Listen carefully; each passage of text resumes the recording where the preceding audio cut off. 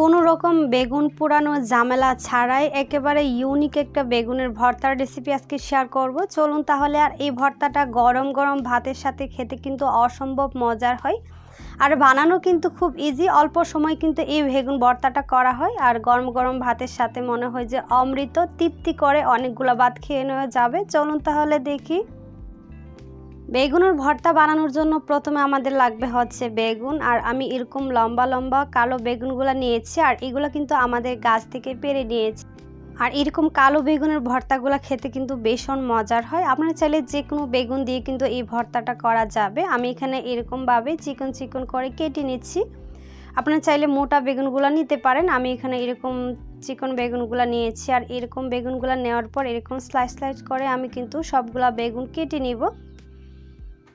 এই যে দেখেন, সবগুলা বেগুন কিন্তু আমি কেটে নিয়েছি। আর একই সাইজের বেগুনগুলো একটু কাটার চেষ্টা করবেন। একই সাইজের বেগুনগুলো কাটলে কি হয়, আপনার ভাজার সময় অনেক ভালো হবে, ভাজতে সুবিধা হবে।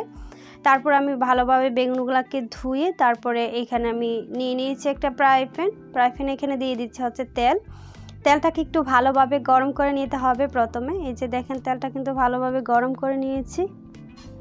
তারপর এখানে দিয়ে দিব হচ্ছে বেগুনগুলোকে ধুয়ে পানিগুলো ঝরিয়ে নিয়েছি। তারপর এখানে দিয়ে দিচ্ছে হচ্ছে স্বাদ মতো লবণ, হাফ টেবিল চামচ দিয়েছি হলুদের গুঁড়া, আর হাফ টেবিল চামচ দিয়ে দিচ্ছে হচ্ছে মরিচের গুঁড়া। এখানে হলুদ আর মরিচটা অবশ্যই দিবেন। মরিচটা দিলে খুব সুন্দর বা খুব মজার হয় লাস্ট যখন ভর্তাটা করা হয়। তারপর এগুলাকে ভালোভাবে আমি মশলার সাথে মিশিয়ে নিয়েছি। বেগুনগুলোকে মিশিয়ে নেওয়া হয়ে গেলে কিন্তু তারপর আমরা ঢেকে এটাকে সিদ্ধ করে নিব, আর বেগুনগুলোকে পুরা করে নিব। আর এই পুরা গ্রানের ভর্তাটা খুব বেশি মজার হয়, এই জন্য কিন্তু আমি পুরা করে নিব। তারপর আমি একটা আস্ত রসুন দিয়েছি, এখানে রসুনটা কোয়া করে দিয়েছি। এখন ঢাকনা দিয়ে ঢেকে এটাকে সিদ্ধ করে নেব, আর কিন্তু ভেজে নেব, আর পুরো কিন্তু করে নেব। আমাদের কিন্তু একসাথে 3টা কাজই হয়ে গিয়েছে। এই যে দেখবেন যে ভিতর দিয়ে এই নিচ দিয়ে পুরা লেগে গিয়েছে। আর এই পুরা ভর্তাটা খেতে অসম্ভব মজার হয়। তারপর আমি নেড়েছেড়ে ভালোভাবে মিশিয়ে নিয়েছি। মিশিয়ে নিয়ে কিন্তু এই পর্যায়ে আমি আবারও তেল দিব। আর এই পর্যায়ে তেলটা দিলে কি হয়, খুব সুন্দরভাবে ভালোভাবে ভাজা হয় বেগুনগুলা। এই যে এখানে আরও কিন্তু আমি 4 টেবিল চামচ সয়াবিন তেল দিয়ে দিচ্ছি। আপনার চাইলে এই পর্যায়ে কিন্তু সরিষার তেলটাও দিতে পারেন। আমার কাছে সরিষার তেল ছিল না, তাই আমি সয়াবিন তেল দিয়ে দিয়েছি, কিন্তু ভর্তার স্বাদ কিন্তু একটুও কম ছিল না। এখন আবারও নেড়েচেড়ে 2 থেকে 3 মিনিটের মতো ভেজে নেব। 2 থেকে 3 মিনিট পর আবারও কিন্তু আমি নেড়েচেড়ে দিব। আর এই পর্যায়ে কিন্তু রসুনগুলো সিদ্ধ হয়ে যাবে, না হলে কিন্তু দেখে নিতে হবে যে রসুনগুলো সিদ্ধ হয়েছে কিনা। আমি কিন্তু চেক করে নিয়েছি, রসুনগুলো সিদ্ধ হয়ে গিয়েছে। তারপর এখানে আমরা দিয়ে দিব হচ্ছে পেঁয়াজ কুচি। আমি এখানে 1/3 কাপ পেঁয়াজ কুচি দিচ্ছি। আর এই পর্যায়ে যদি পেঁয়াজটা একটু ভেজে নেওয়া হয় তাহলে দেখবেন ভর্তাটা আরও বেশি মজার হয়। যেহেতু আমরা পরে কিন্তু কাঁচা পেঁয়াজ দিব, তাই এই পর্যায়ে কিন্তু কিছুটা পেঁয়াজ দিয়ে দিয়েছি। পেঁয়াজটাকে কিন্তু ব্রাউন কালার করে ভেজে নিতে হবে।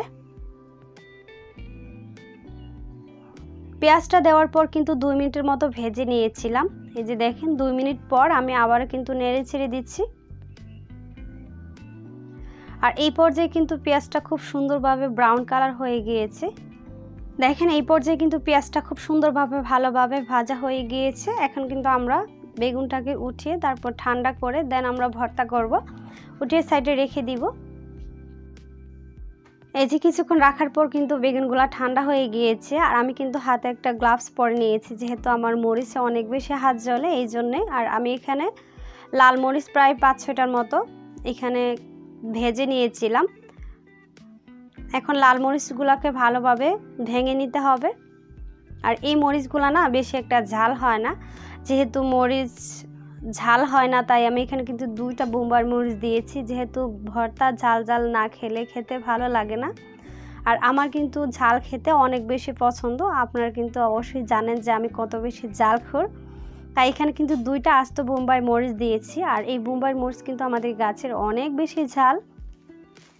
তারপর এখানে 1/3 কাপ দিয়েছি হচ্ছে পেঁয়াজ। এই কাঁচা পেঁয়াজটা দিলে কিন্তু ভর্তাটা খেতে আরও বেশি মজার হয়। পেঁয়াজটা দেওয়ার পর একটু কষলিয়ে ভালোভাবে সময় নিয়ে কিন্তু এটা মাখবেন। আর এই পেঁয়াজটা যত ভালোভাবে মাখানো হয় এই ভর্তাটা খেতে কিন্তু তত বেশি মজার হয়। তারপর আমি আবার একটু লবণ দিয়ে দিচ্ছি, কারণ আমরা আগে যেহেতু লবণ দিয়েছি, এখানে কিন্তু অল্প একটু লবণ দিয়েছি। লবণটা দেওয়ার পর আবারও ভালোভাবে কষলে কষলে পেঁয়াজটাকে মাখিয়ে নিয়েছি। মাখানো হয়ে গেলে তারপর আমরা এখানে বেগুনগুলো মাখিয়ে নিচ্ছি। বেগুনের উপরের যে আঁশটা আছে ওইটা কিন্তু আমরা ফেলে দিব।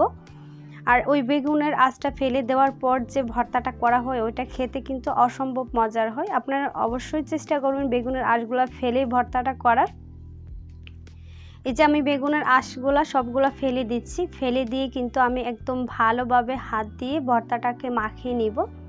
আর ভর্তার ক্ষেত্রে যত ভালোভাবে মাখানো হয় ততই কিন্তু ভর্তার স্বাদ বেড়ে যায়। তারপর যে রসুনগুলো আমরা দিয়েছিলাম সেই রসুনগুলোকে কিন্তু আমি ভালোভাবে হাত দিয়ে চটকে চটকে ভেঙে দিচ্ছি। এই যে দেখেন ভর্তা কিন্তু আমার খুব ভালোভাবে মাখানো হয়ে গিয়েছে। তারপর এখানে লাস্টে দিয়ে দিচ্ছে হচ্ছে ধনিয়া পাতা কুচি। আমি এখানে অনেকগুলা ধনিয়া পাতা কুচি দিয়েছি। ধনিয়া পাতা দেওয়াতে কিন্তু ভর্তার টেস্ট আরও কয়েক গুণ বেড়ে গিয়েছিল। এই যে আমি এখন হাত দিয়ে ভালোভাবে ভর্তাগুলোকে মাখিয়ে নিয়েছি। ভর্তাগুলো যখন মাখানো হয়ে যাবে তখন কিন্তু আমরা ভর্তাগুলোকে সার্ভ করে নিচ্ছি।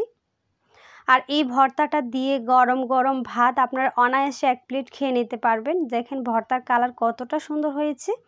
আর এরকম একটা ভর্তা যদি বাসায় করা হয় তাহলে মনে হয় না আর কোনো রেসিপি লাগবে, শুধু এটা দিয়ে ভাত খেয়ে নিতে পারবেন পেট ভরে।